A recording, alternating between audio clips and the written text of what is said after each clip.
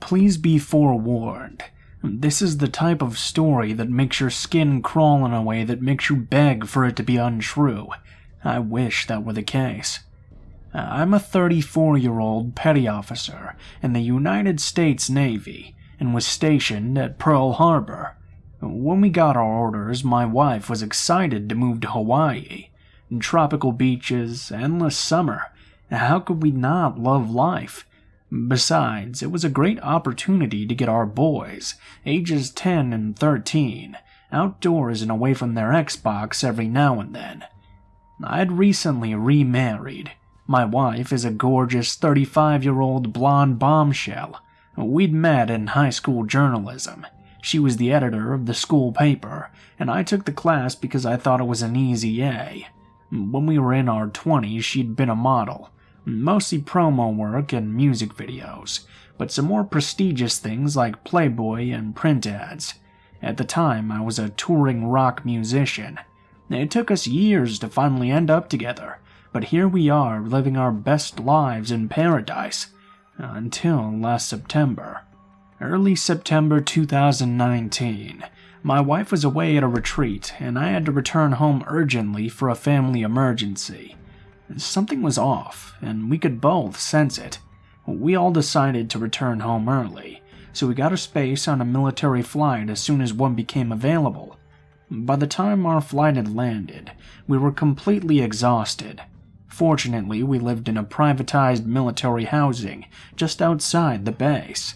However, as we drove up to our house, my wife noticed my bicycle sitting in front of the garage. "You left your bike outside. Were you getting some exercise before you left?" I hadn't touched my bike at all since we'd first moved to Hawaii. Something was wrong. I instructed the kids to stay behind in the car and immediately unlocked and slid open our garage door. The garage was completely trashed. It was apparent from the start that we'd been robbed. The kids were now standing outside the car. It had been a long flight, and they needed to use the restroom. I yelled at them nervously to get back in the car and rushed to the front door. I slid the key into the front and began to push it open to find a tall, dark figure peering through the crack and holding it shut. Jet-lagged and tired, I wondered if I had the wrong house. My wife began to scream at him. "Who are you? What are you doing in our house?" I came to my senses finally and pushed the door open. It was a complete stranger. We had no idea who he was or what he was doing there. He was a Puerto Rican man in his early 20s, about 5'11" with short brown hair. "This is my house. You have the wrong house," he insisted as he attempted to shut the door on me once again. He was wearing all of my clothing and my shoes. "What did you do to my cat?" My wife continued to interrogate the man, who stood in the doorway preventing us from getting in. I rushed into the garage and grabbed an 8-pound sledgehammer, the only thing we had available for our defense. I screamed at the man to get out of the house, as my wife ran and called the neighbors for help. They just stared as I confronted the man with the sledgehammer, kids standing on the lawn, but nobody called. I yelled at them once again to get back in the car and lock the doors, and this time they promptly did. Finally, my wife was able to get a hold of her cell phone and call the police. "There's a man in our house. We don't know who he is. Please help." Within a few minutes, several cop cars arrived. I threw down the sledgehammer and yelled to the officers and pointed at the intruder. As they searched our home, we gave the police our statements, and the intruder was arrested for burglary. After the home was cleared, we were instructed to take the kids somewhere safe and do an inventory to identify what was damaged or missing. We were completely shaken up. It took a couple of hours to drop the kids off and compose ourselves before we returned. Our entire home was completely trashed. It was demoralizing. All our belongings were thrown around our house. Pictures and items that were stored in boxes in the garage were taken out and put on display. He'd even built a dog kennel that we had in storage and locked up our cat and tried to turn it vegan by feeding him only dried mangoes and water. I waded through the kitchen. It smelled. There were pots and pans filled with human feces, urine, and God knows what else. My wife called me from our bedroom upstairs. "James, you need to come look at this now." On our bed, an old MacBook was open next to my combat knife and various other personal objects. The Omnivore Trials, a rehabilitation for rat-like people. The stranger had left about a dozen pages of notes on our old computer. These notes detailed my wife and children as his test subjects, stating that they were a species called omnivores. He planned to surgically alter them to become a new species called Ezekiels. We searched our other devices. The web history revealed he had viewed many videos on how to surgically remove arms, perform anal reconstructive surgery, and perform gender reassignment surgery. He detailed his notes and his plan to neuter my wife, and how he had been watching our children play in the backyard. His desired outcome was for them to be transgendered. He wrote that his transformation was painful, but he hoped that they would be receptive, and he saw them as some of the most beautiful creatures he'd seen. He believed that he was going to make them even more beautiful. He even wrote an entry about how he believed a child is the Antichrist, and how that child was meant to reveal to the world the wrongdoings of government and the evils of society. His grotesque and bizarre obsession with my kids had us deeply concerned. With the entire house trashed, he'd only managed to clean the kids' bedroom. He placed a photo of them that was originally downstairs on the TV stand in their room. It made us sick to our stomachs. He'd even listed the surgical equipment he would need, researched medications, and attempted to procure a hospital bed. I paced around the house furiously while my wife was in a panic. I glanced down at the kitchen counter, and I noticed condiment cups with a liquid inside that had post-it notes. They read, "Omnivore's eye drops" and "Omnivore's skin," which were to the side of various prescription medications laid out. He had made serums to drug us. I called my chief, and he instructed us to lock ourselves in the car and call the police. When the police arrived, they told us there was nothing they could do.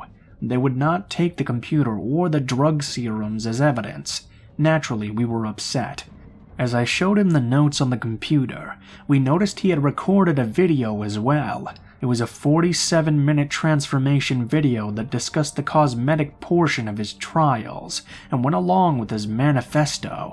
At this time, our neighbor came out and stated to the police that on Friday the 13th, she'd made a call to security and had witnessed a domestic disturbance between him and a woman.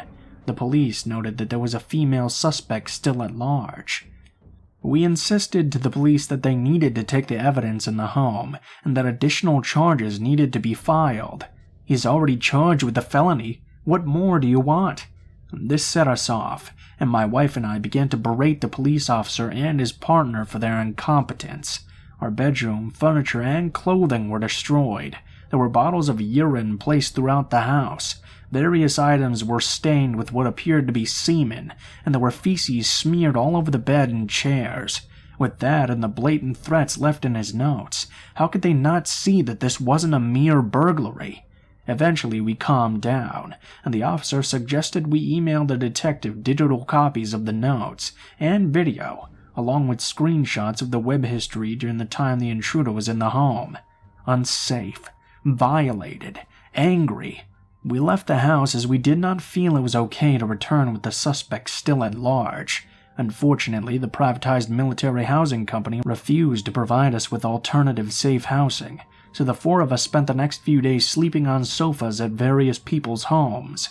The following week, we received a phone call from the victim's advocate at the prosecuting attorney's office. The intruder had been placed on supervised release without bail. Naturally, he violated the terms of his release and burglarized a Buddhist study center. He was committed to a state hospital. He's now been deemed unfit to stand trial.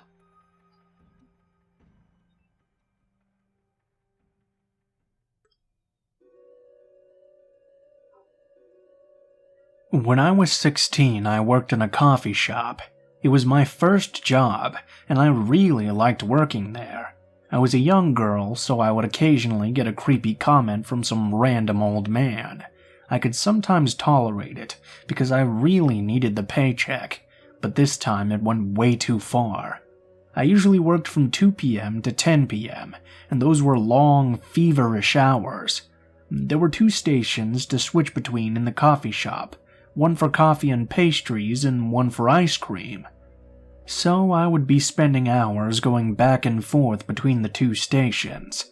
I would often work with a girl who was in her early 20s named Kelly. She was really pretty, and often colored her hair crazy colors, but she had the maturity of a freshman in high school. She wasn't much help on these long nights, despite being the supervisor. She also had a huge ego for someone who made me do all the work, and then expect the tips to be split. For about a week now, I'd noticed the same man frequenting the place. He'd come in with a laptop, order a hot green tea, and then sit down and browse the internet for hours. I didn't pay any attention to him at first. About the 3rd day in a row of him coming in, he made small talk with me at the counter. He asked for my name because I wasn't wearing my name tag.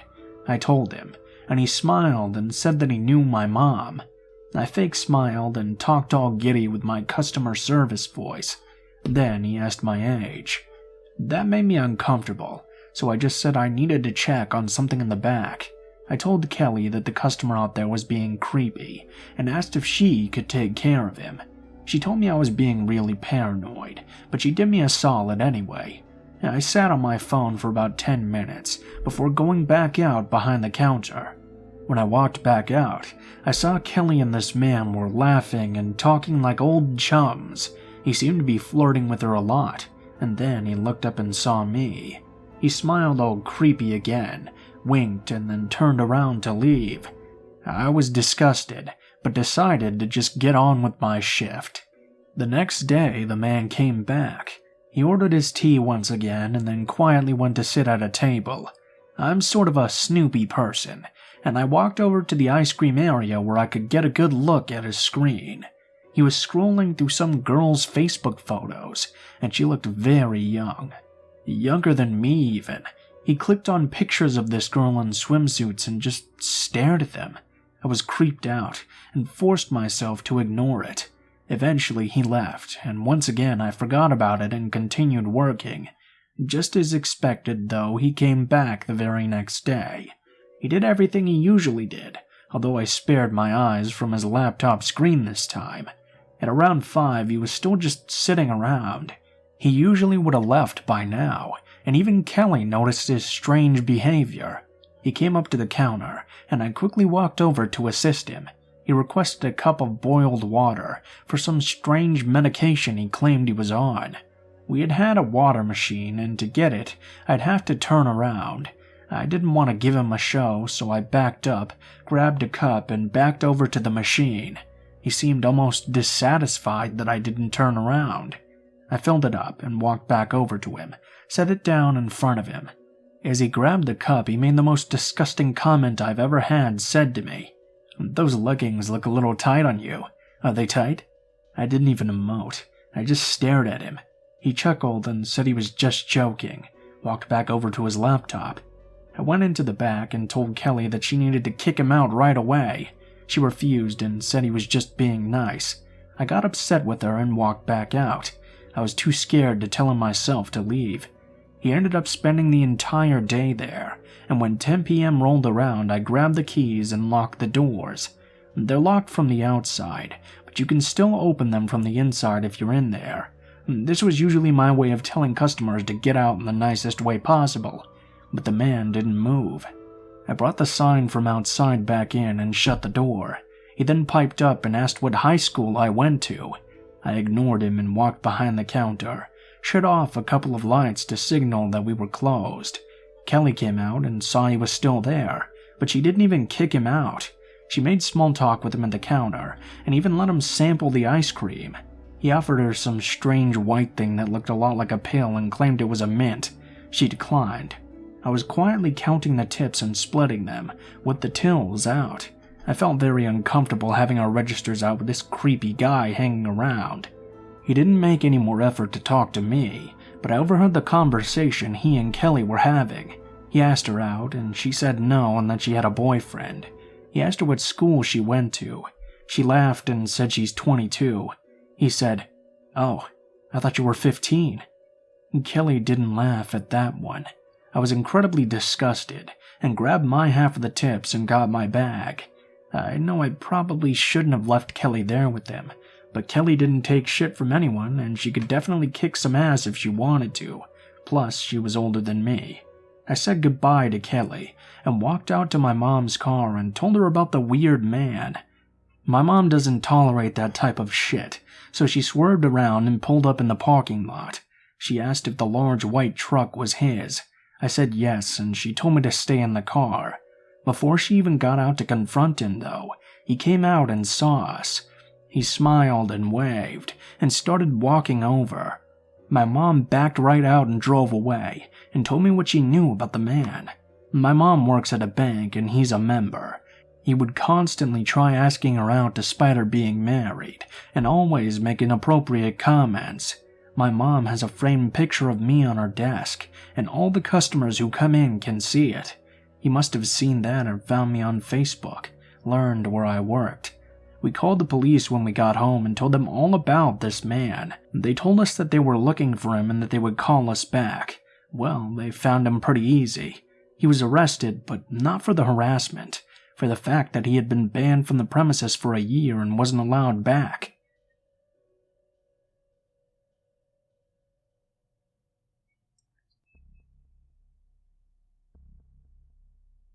This was a long time ago before cell phones were prevalent, and I was a mom in my early 30s who had just driven our kids to the pediatrician. The Macon, Georgia doctor's office was an hour away from our home, and I was just taking the two youngest of my three, then ages 1 and 3 years old, to our scheduled appointment. Because we lived so far away, their office always gave us the last 2 appointments of the day, and we were very grateful. The doctor had just built a new building off a fresh spur of the highway, so the location was quite isolated in every direction, but a very nice facility compared to his old spot by the hospital there. His new building was also pretty far back on the new lot, and my car, a black Jeep Cherokee that we had owned for 2 years, was one of the only 4 or 5 cars in the parking lot when we got there.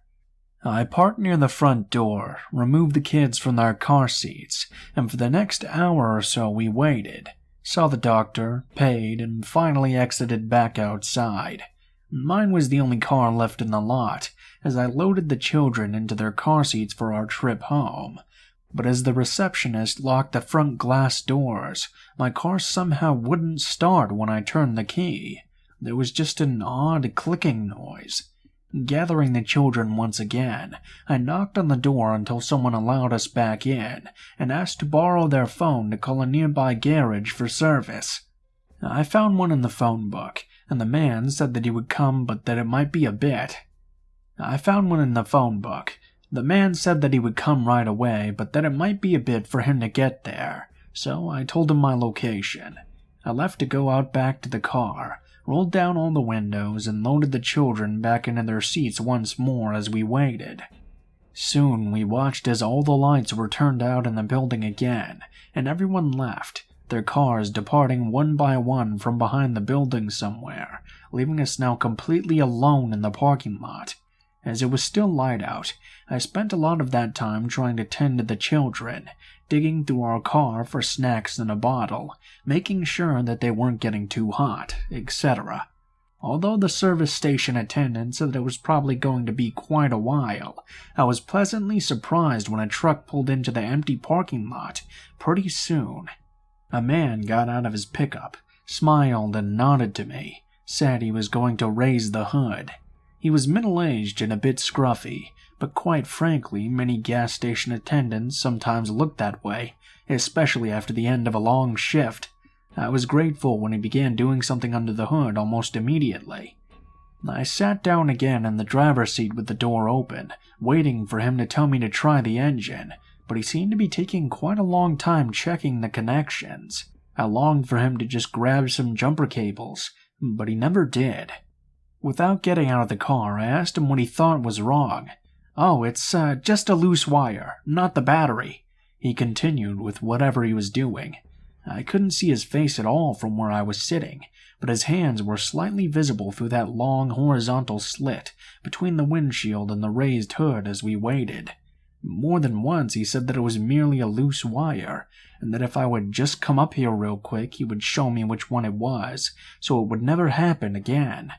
I remember kind of smiling and shaking my head, saying that sadly there was no reason to show me anything, as I didn't know anything about cars. I just thanked him and continued to stay in the driver's seat, again just waiting for the inevitable signal to try and start the ignition that was surely coming any moment. At one point I even remember thinking that he was definitely flirting as he spoke, but I was trying above all to be polite and kind, as he was indeed helping us. We were hot and tired and miserable, and truthfully I was distracted with the kids. Oddly enough, he began to start to sound a little frustrated with me, because I wouldn't come up and look at the engine with him. I remember thinking that I certainly didn't want to make him mad to where he'd leave us all alone, with the sun sinking so quickly. And then the strangest thing happened. Another truck suddenly pulled into that desolate parking lot.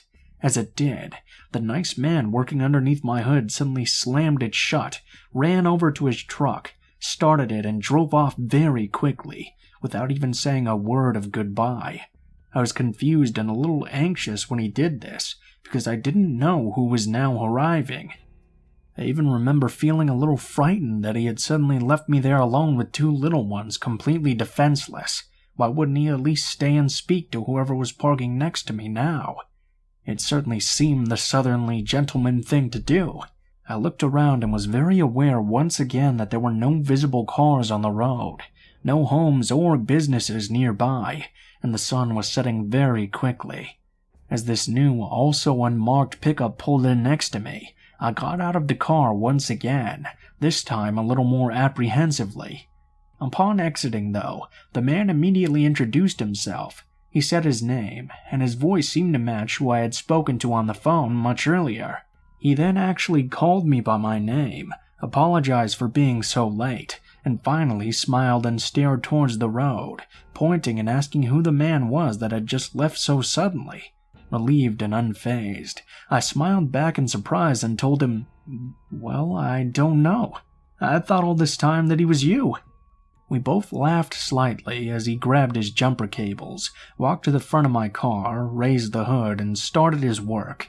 I immediately sat back in the driver's seat once more, suddenly grateful that with luck the air conditioner would be blowing full blast shortly, once again checking the children. While listening to the familiar words, "Try it," I had my back completely turned, when he surprised me by coming over to the driver's side door. In the strangest voice, he said, "Ma'am, is this yours?" When I looked into his hands, he was holding a long, thin, dagger-looking device that was about 1.5 feet in length. It appeared to be very old, and was covered in reddish rust, yet on one end it had tiny circular finger holes, as if it was a mix of a long, thin sword and scissors, oddly combined. I remember being amazed but not frightened, as I asked him where he had found them. They were under the hood," he replied. I just said matter-of-factly that I had never seen them before. "Oh, how weird. Those things have been stuck and undiscovered in my car for all those years?" I shook my head in surprise. He continued to stand there and stare at them, unbelievingly. He looked oddly pale, too, like he couldn't find the right words to speak for a bit, just continuing to stare at the unusual object. Honestly, I didn't care one bit about it. All I could think of was getting the car going, letting me pay him and the cost, and leaving. He didn't say anything else, just quickly set them aside on the curb, started his truck, and then signaled for me to start the Jeep. When it immediately caught, my little 3-year-old cheered. Grateful, I quickly turned on the air conditioner full blast, rolled up all the windows, and aimed the air vents towards the back seat. I reached for my purse to pay out.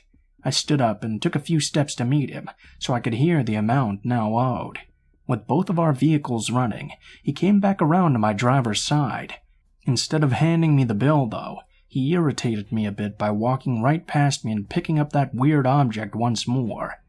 "Ma'am," he said slowly, "I want you to look at these one more time." He he held them out for closer inspection. And this time I moved a bit closer and actually really looked. In his hands, the item appeared incredibly large, possessing an almost bayonet-looking quality, except for the strangely small 2 loops on one end. I'd never seen anything like it before, and told him so. As he held it, he spoke quietly and slowly to me, as if trying desperately to make me understand something that was somehow still going over my head. "Ma'am, these weren't hidden somewhere in the engine. They hadn't been there very long at all, because they were sitting right on top. They must have just been put there recently." I shook my head no and half smiled. "But they're obviously very old and rusty." He pointed more closely and replied, "Yeah, but see how sharp these are? They look like they were just sharpened." When I looked down, I noticed that he was right. The long, skinny dagger-like shape was unusual, but by far the oddest quality was just how sharp it appeared to be. The edges at the tip where the rust had been removed were gleaming silver. As I paid him, his final words to me were, "Ma'am, I don't know what was about to happen here, but I'm real glad I pulled up when I did." He quietly thanked me when taking the payment, told me to call the police right away when I got home, and then asked me where I wanted the item. I didn't touch it. I didn't want to take it at all, but I released the back window so he could place it inside. We both left the lot together, him turning one way, me turning the other towards a small winding highway that would lead home, still about an hour away. I did indeed contact the Macon police the moment we arrived home, and I got the children inside safely. Although they listened politely, they declined when I offered to bring the scissor-like thing to them later. The officer I spoke to said it sounded as if they were specialized surgical shears for my description and measurements on the phone, which I found quite disturbing, as you can imagine.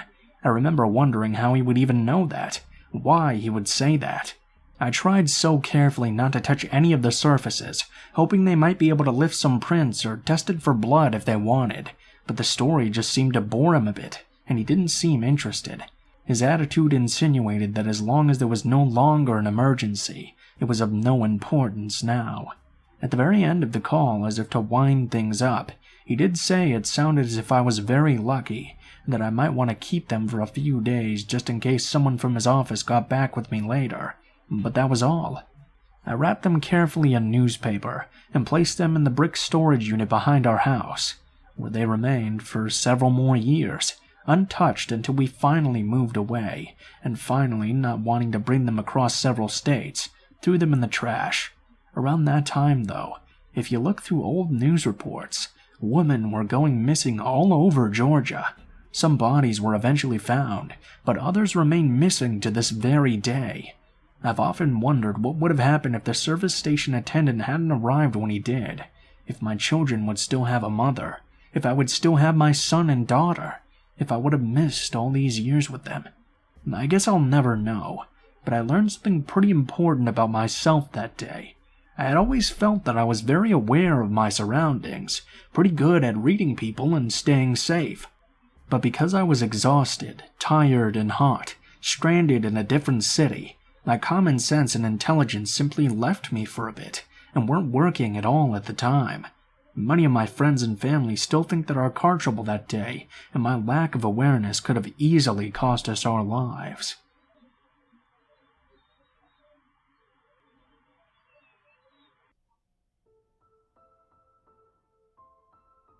What is up, guys? Blue Spooky here, as always. Thank you guys so much for watching, especially if you made it this far to the end of the video. I got a big update for you guys today. It seems like the Teespring store is finally online, so if everything's going well, you should probably be able to see all of the new merchandise on the merchandise shelf below the video. I got some mugs, I got some phone cases, and I got some t-shirts for y'all with the designs on them. All of the shirt designs are under one thing, so if you click on the sweatshirts, it should take you to a page where you can order a different variety of different kinds of shirts. So I just wanted to let you guys know about that. Let me know what you guys think, if it looks good, the pricing, everything. So look forward to that. As always, if you guys liked the video, please be sure to like, share, comment, and subscribe if you feel so inclined. If you have a story that you'd like me to read, or you have a story that you'd like to send in yourself, please be sure to check the description of the video below, as it contains all of the links to my social media, including my Facebook, Twitter, Gmail, and Twitch accounts. If you do decide to send in a story, please be sure to include in the tagline what the name of the story is, how you would like to be credited in the description of the video the story appears in, and what type of story it is, if it does have a type. Also, if you decide to send in a story, please be sure to properly format it into separate paragraphs. Thank you guys very much for that. If you guys are curious about the music used at all in this video, it's all listed in the description below, in the order of which it appears in, with links to all of the artists as well. So if you enjoy their work, please be sure to check it out and support them. Speaking of artists, as always, my friend Alan is doing the thumbnails for the videos now, so I have links to all of his art pages in the description as well. So if you like his art and you appreciate it a lot, please be sure to check out his pages and go support him, because he does some really great stuff.